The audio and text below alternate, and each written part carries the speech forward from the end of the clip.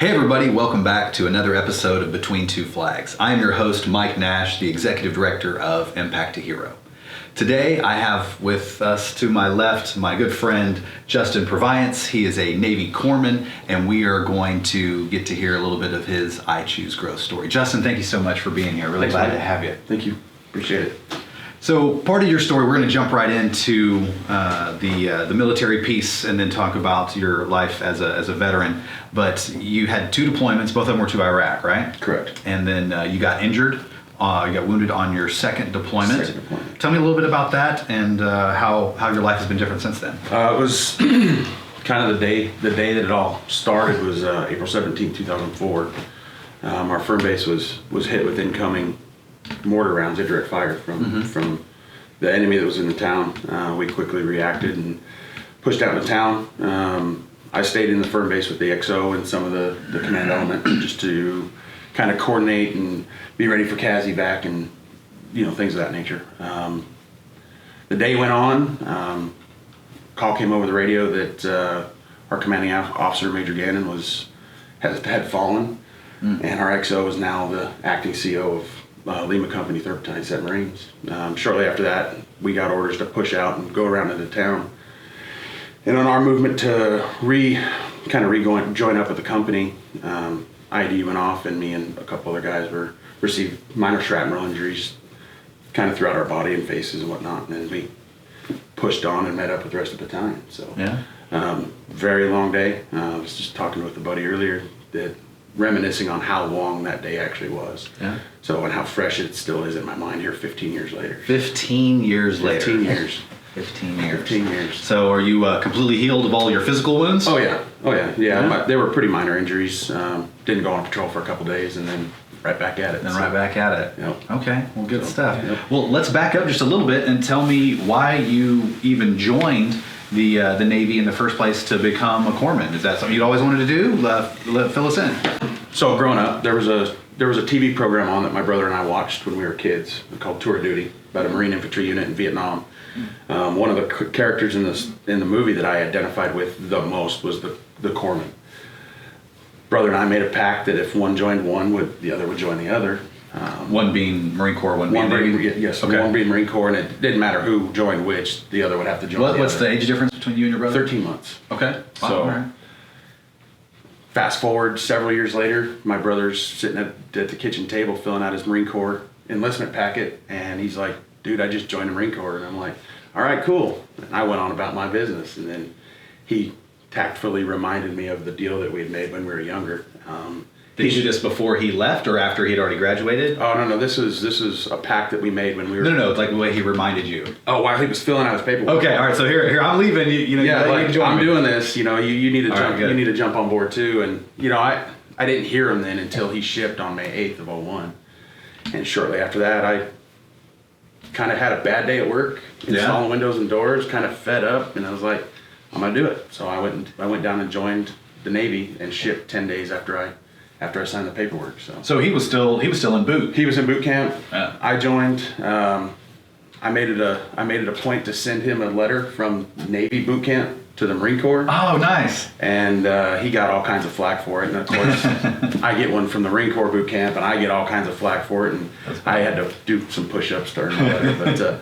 But we did it. And I joined the Navy specifically to be a corpsman. So that's what I asked for, and that's exactly what I got. So. Now, if I remember right, you guys actually got to meet up. Correct. So while in service, or was it during deployment, or just being training, or what? Yeah. So he was part of. He was stationed with 1st LAR. He was a machinist with 1st LAR, which is also part of the 1st Marine Division. I was a 3rd Battalion, 7th Marines, and both tours in Iraq, we bumped into each other in Kuwait, just outside the little Burger King in Kuwait, and got to hang out and eat lunch together. And then his unit was in support of my unit during our second tour. So.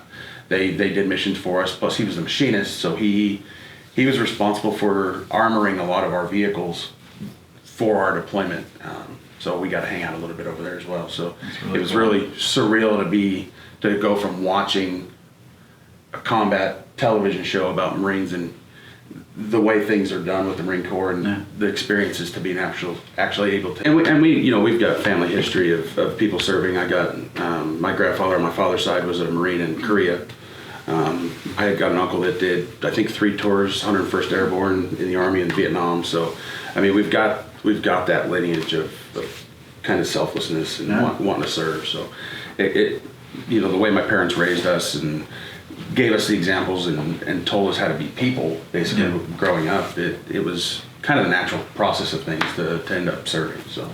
That's good. So, yeah. Do you, I know, like me, you're a father, and, you know, one of the things I often ask, you know, other veteran fathers is, you know, how might you feel whenever, you know, one or all of your kids come to you and are asking that question about service. And for me, I almost think like, man, I hope they do ask, just because I hope I've instilled that love of country and, you know, that idea of service in them, whether they should or whether it's best for them. You know, that's a conversation to be had, but I kind of hope they don't. How do you feel about that being a father? I would never, I'll never put my belief in my service and as a requirement for my children. If they choose to, that's something that they're thinking about or something that they're considering.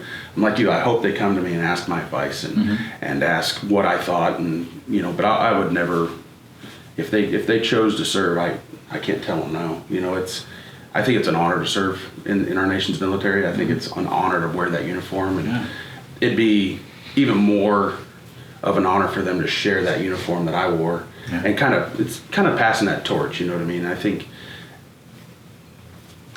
it's just a privilege as a dad, I think, to have your children look at you in that manner, in another manner other than dad.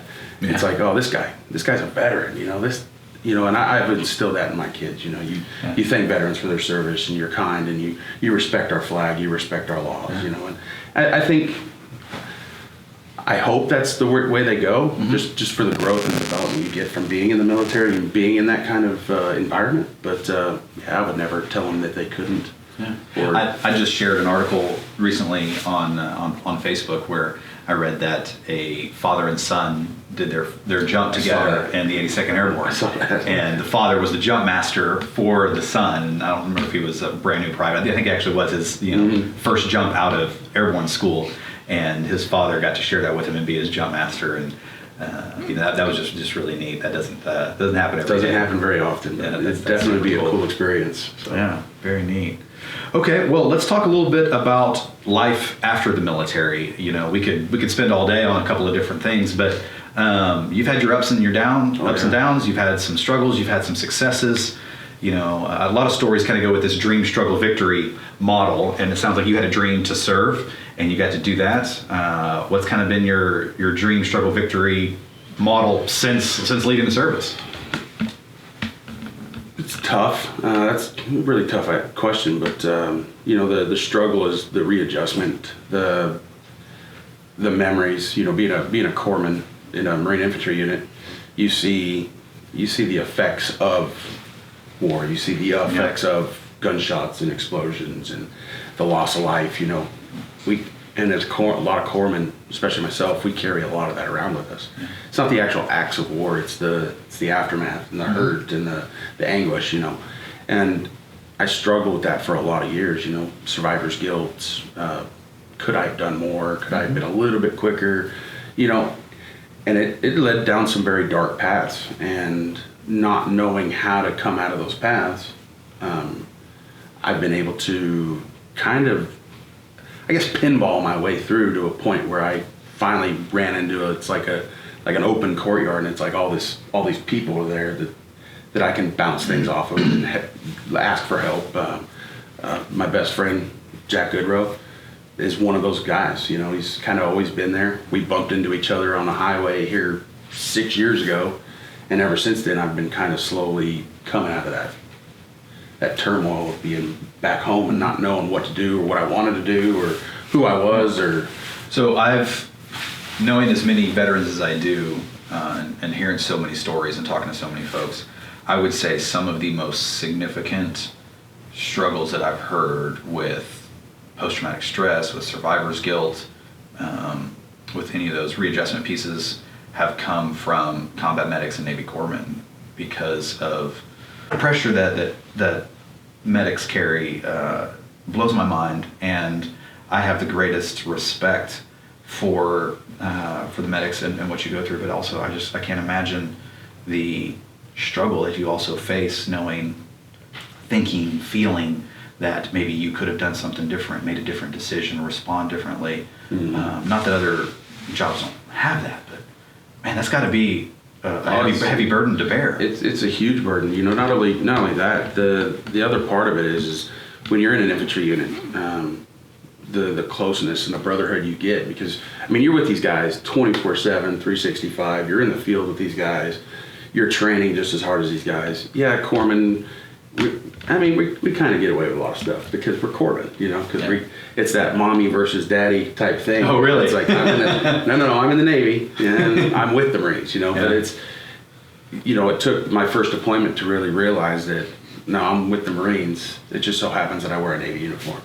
And, talking to the guys that I served with and other Marines that I've befriended, being a part of Impact to Hero, there's this instant automatic love for corpsmen. And it's we get the title doc, but it's not just one of those ones that you don the uniform and you go through training. You've got to earn it. And for those of us that have actually earned that title and have had to do that and have become brothers with our Marines, it's a pretty good feeling. So when we do take a casualty, it hurts us even more, because it's like, not only is this my brother in arms and this guy's here to protect me, but now I've got to do everything in my power to, when I know this guy's not going to make it, it's, hey brother, we're good, I'm going to do everything we can. And then it just, thy will be done, and it took me a long time to be able to say that and be comfortable with that. Any advice you might have for people that I switched gears. I stopped kind of feeling sorry for it and having an issue with it to, I'm pretty lucky to still be walking this earth, and, I'm crying over my fallen Marines and the ones that I couldn't save. It's in a lot of ways tarnishing their memory. So I've gone through. Unpack that for me a little bit. What do you mean? I think I know what you mean, but just woe is me. I think it defeats their honor of their sacrifice. And I'm here for a reason, and they're not, and I should live more for that and honor them and hold them in higher regard and be thankful that I'm here. And the last couple of years, probably the last 3 years, I've really gone through that transition, and coming in here and starting my growth process, and trying to move forward to make myself a better person. Not just for me, but for those around me, my friends, my kids, my family. So that's part of your why then, if we absolutely. That is my why. I just want to be a better person for the people that have been there for me, to help, that have kept me from falling all the way to the ground, all the way to rock bottom. I've gotten close a couple times, but luckily I've got such amazing friends, and my parents are epically strong, and then my kids. So I'm striving every day to put that best foot forward. And we're coming up on anniversaries. First part of the year is pretty tough for the people in my unit, and for myself especially. So it's going to be interesting that this last year, how it's impacted me in a way to where I'm going to be able to get through these days, I think, I'll be able to smile and get through it and remember them and kind of cherish that memory. Sure. It is, like I said, 15 years. 15 years is a long time to hold a lot of guilt, and I think it's time for me to move on and grow and become a better person. And then, well, let's talk about that. Let's unpack this idea. Okay, it's been 15 years, and you said you're ready to grow, and you said the last few years have been pretty significant for you in that journey. So we understand why you want to grow, and that's part of your I Choose Growth story. I know you've been participating in the mentorship development program with Impact to Hero. I know you've read a lot of books, some that I've recommended, some that you've kind of found on your own. I want to talk a little more about your journey of growth. You can dig more about why you want to do it, but what is it that you're doing, and how is it making a difference? How is it shaping your life now? So one of the things that I've started doing is, I came in here a little under a year ago. And why? What changed? Just my life in general, all kind of at once. I went through a pretty bad divorce, and then jumped right into another relationship, and it didn't work, and it got me thinking that it's not maybe them but me. Oh, no way, baby. And that's hard for us to have that. But that realization, and I was able to sit down with my mentor and another veteran and kind of just let it all out, and it was an amazing day. It was 3 days before the 14th year after being injured or whatnot. And, you gave me a book called Daring Greatly, and it was probably one of the, out of the books I've read, probably the single most impactful books that I've read. It teaches about vulnerability, and one of the things as veterans I find is it's really hard for us to be vulnerable because our bravado is so big, and we're supposed to be tough, and we're supposed to be strong, and we're veterans, we're patriots, and no, it's okay to cry, and it's okay to have a bad day, and it's okay to be vulnerable and tell somebody about that. And each book that I've read, kind of down the list, it's like been that one extra peg in the pegboard to climb, kind of out of where I'm at. So, what ties it all together is being able to hang out with our brothers and sisters in different environments. We do a lot of golf. We, like you mentioned, there's that camaraderie there, but there's also that competition. Absolutely. We play in a pretty tight group of a couple Navy guys, a couple Army guys, or a couple Navy guys, a Marine, and sometimes you're the only Army guy, and we'll team up, and it's great because we can be competitive. We can flip each other the proverbial mess that goes between the interbranch services. Yes, absolutely.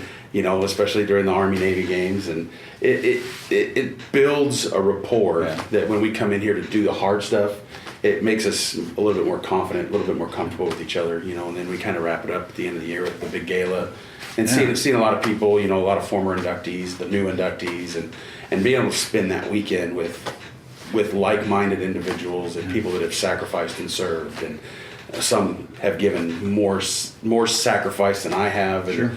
Hearing their stories, the Shilohs and the J.P. Lanes and the Jacks and the J. Shaws, all these guys that have had such big things happen and have become so successful afterwards. It's really inspiring to guys like me that kind of still struggle to find my way. And the hunting, the golf, I'm excited. I get to go to Camp Aransas Zoo. They're here next month to do Operation Impact. Yeah. So it's things like that. That's what really makes this special. This is my work. And then the work that we had together. There's even more building because it kind of solidifies all this stuff and makes it kind of all come together. So I think in many ways you probably wouldn't have come to me and asked any advice on this really tough stuff if we hadn't spent some time in advance Absolutely. of that with what I call that shoulder-to-shoulder time. So I think it's especially true of guys, but ladies can just as well. But I think for a lot of guys, the connection begins with the shoulder-to-shoulder time. Absolutely. Either it could be bellied up to a bar, or it could be in a deer stand, or on a tee box, whatever it is. Absolutely. that doing that activity, we don't have to have that real cerebral conversation or that really intimate conversation.